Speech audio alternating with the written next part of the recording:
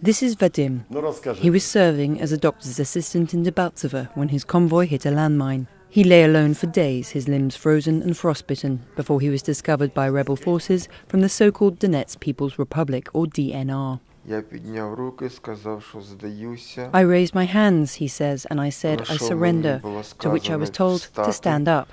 I said, guys, I can't, I'm powerless. They said, then you can crawl to the vehicle.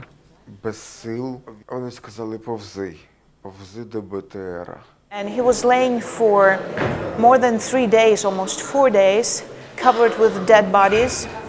And then he was kept, and he was kept in the DNR territory. The first medical help was given to him there, but his hands and legs were frozen. So when he was brought to Ukraine, it was more than 1 week since that time when he was wounded and traumatized.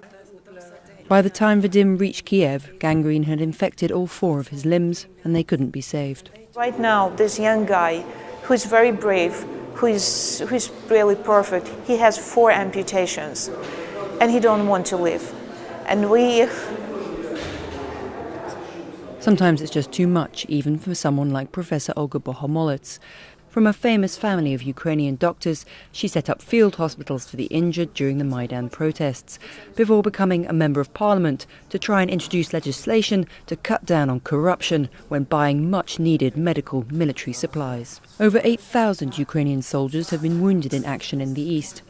During the worst of the fighting, this military hospital in Kyiv received hundreds of wounded a day, almost overwhelming doctors. On those days when it was really fighting, we even have lack of bandages because we don't have enough bandages to cover wounds, to stop bleeding, because no one was ready to so big quantity of wounded people. A shaky ceasefire between Ukraine and pro-Russian separatists has meant the flow of casualties has lessened, but not stopped. 2 soldiers in intensive care were wounded in Debaltseve during the ceasefire by shelling from separatist lines. One has severe abdominal trauma, but is one of over 100 soldiers who are scheduled to be treated abroad, thanks to bilateral offers of medical assistance from several allied countries and a NATO Trust Fund project. But experts say it's not lack of skills that are hampering efforts to help the wounded. Ukrainian doctors here say they have the expertise to treat their wounded. What they don't have is the money and, more crucially, the time.